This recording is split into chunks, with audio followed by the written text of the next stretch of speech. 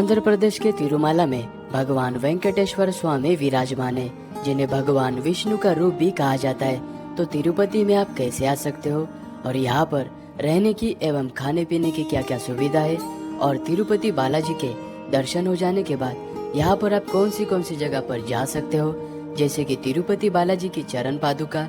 इस वीडियो में हम आपको ऐसी कंप्लीट इन्फॉर्मेशन देने वाले हैं, तो इस वीडियो को पूरा जरूर देखना।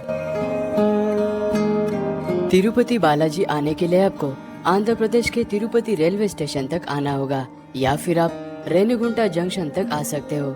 और रेणुगुंटा रेलवे स्टेशन के बाहर से तिरुपति जाने के लिए आपको ओनली 30 रुपीज में बस मिल जाएगी। तिरुपति बालाजी में दर्शन करने से पहले मैं आ चुका हूँ पद्मावती अम्मावारी टेम्पल में।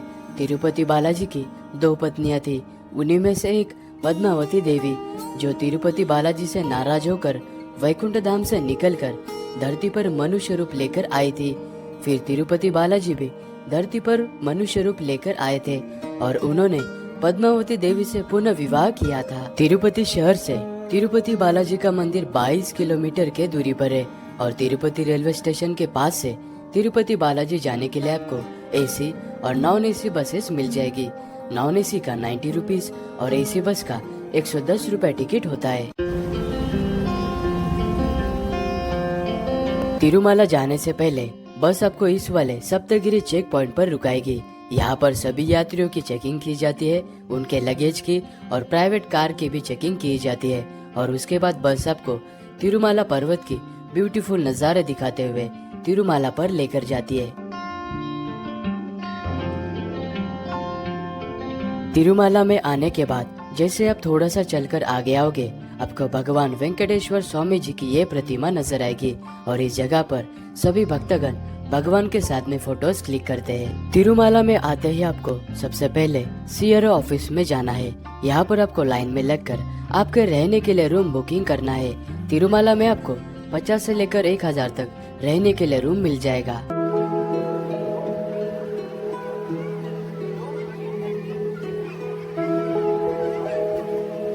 तिरुपति बालाजी का दर्शन करने से पहले मंदिर के पास में बने हुए इस स्वामी पुष्करनी में सभी भक्तगण शाही स्नान करते हैं और उसके बाद ही तिरुपति बालाजी का दर्शन करने के लिए जाते हैं।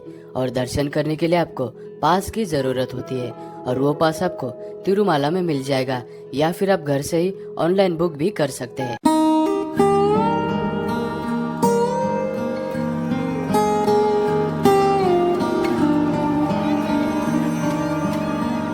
मंदिर के अंदर बालाजी की जो मूर्ति है वो किसी ने भी नहीं बनाई थी, वो यहाँ पर स्वयं प्रकट हुई थी। और तिरुपति बालाजी के हृदय में लक्ष्मी माता का निवास है और तिरुपति बालाजी को वेंकटेश्वर स्वामी के नाम से भी जाना जाता है। अगर आप तिरुपति बालाजी के पास में खड़े होकर ध्यान से सुने तो आपको समुद्र के लहरे की आवाज सुनाई देती है। और जब सीजन के समय पर आप दर्शन करने जाते हो तो यहाँ पर आपको दर्शन करने में 10 से 12 घंटे का समय लगता है। अगर आपके पास वीआईपी पास है तो वीआईपी पास से आप 3 से 4 घंटे में दर्शन कर सकते हैं।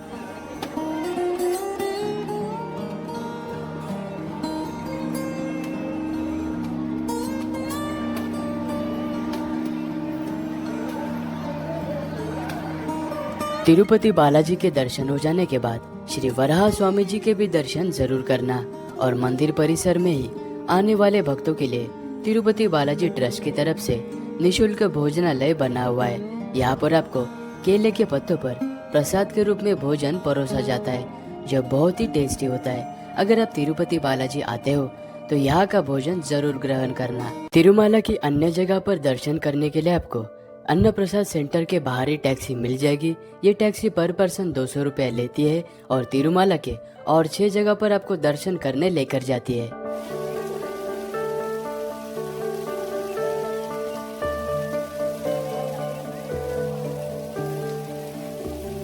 सबसे पहले हम आ चुके हैं पाप विनाशम तीर्थम।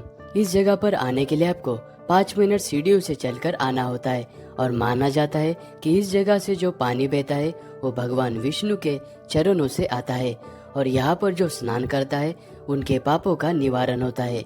और यहाँ पर स्नान करने के बाद सामने ही गंगा देवी मंदिर बना हुआ है, वहाँ पर आपको दर्शन करना होता है।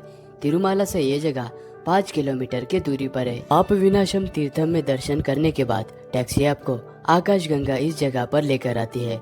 यह वही जगह है। इसी जगह से तिरुपति बालाजी का अभिषेक करने के लिए पानी लेकर जाया जाता है।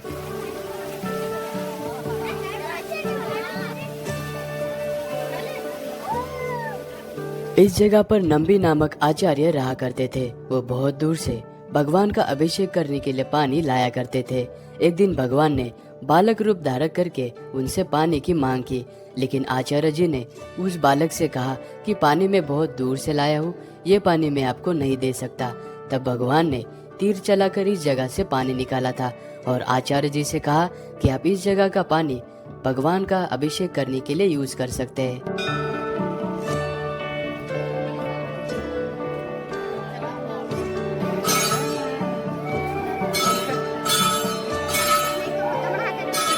अभी हम आ चुके हमारे तीसरे दर्शनीय स्थल पर। इस जगह का नाम है वेणुगोपाल स्वामी टेम्पल। इस मंदिर में जाने के लिए यात्रियों से जबरदस्ती 10 रुपए एंट्री फीस लिया जाता है। और मंदिर के अंदर जाने के बाद मैंने देखा कि यहाँ का जो पुजारी है उसका बिहेव भी भक्तगण के साथ ठीक नहीं था, लेकिन हमें क्या, हमें तो दर्शन करना था।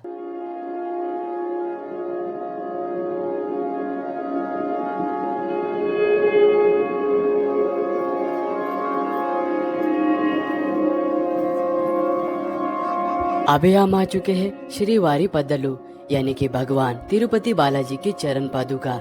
जब तिरुपति बालाजी मनुष्य रूप धारण करके धरती लोक पर आए थे तो उन्होंने 7 पहाड़ियों में से नारायणगिरी यानी कि इस जगह पर सबसे पहले अपने चरण रखे थे। और इस जगह तक आने के लिए आपको 250 सीढ़ियां चढ़कर ऊपर आना होता है। और यहाँ पर बहुत ही ब्यूटीफुल नेचर है। यहाँ पर आप पाइन ट्रीज के साथ में ब्यूटीफुल फोटोज भी क्लिक कर सकते हैं।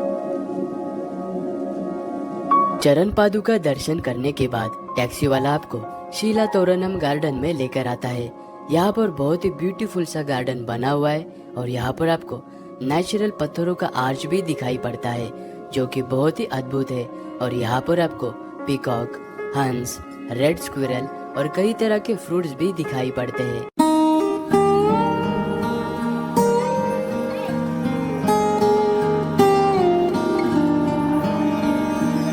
शीला तोरणम गार्डन देखने के बाद थोड़ा सा आगे बढ़ते ही आपको ये वाली सीढ़ियाँ नजर आएगी और इन सीढ़ियों से 2 मिनट चलने के बाद आपको ये वाला तीर्थ नजर आएगा। इसी जगह पर भगवान विष्णु जी का सुदर्शन चक्र गिरा था और उस कारण यहाँ से तीर्थ उत्पन्न हुआ था, इसीलिए इस जगह को चक्र तीर्थम कहा जाता है। और इसी जगह से 2 मिनट की ही दूरी पर एक प्राचीन एशियन टेम्पल बना हुआ है और यहाँ पर भी एक छोटा सा वाटरफॉल है, तो इस जगह पर भी आप जरूर आना। तिरुमाला में दर्शन करने के बाद शाम की 5 बजे की बस पकड़कर मैं वापस आ चुका था तिरुपति में। और अगली सुबह होते ही मैं निकल पड़ा कपिला तीर्थम में दर्शन करने के लिए।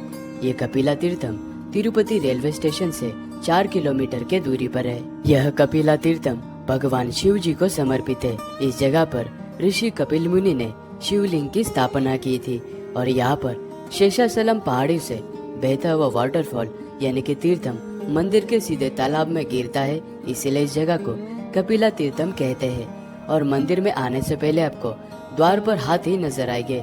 हाथी को गणेश जी का रूप माना जाता है। हाथी का आशीर्वाद लेने के बाद मंदिर में दर्शन करना होता है।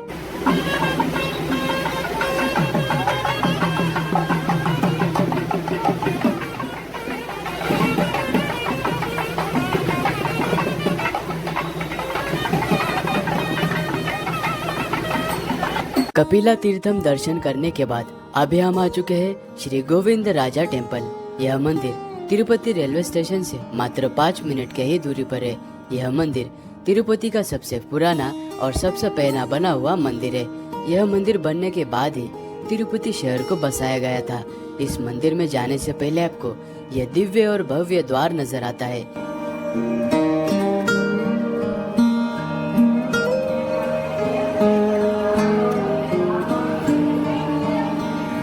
अभी हम आ चुके हैं श्री वेंकटेश्वरा जूलॉजिकल पार्क में। यह पार्क तिरुपति से 8 किलोमीटर के दूरी पर है और इस जगह पर 60 rupees per person entry fees लिया जाता है। और यह पूरा पार्क आपको घूमने में 2 से 3 घंटे का समय लगता है।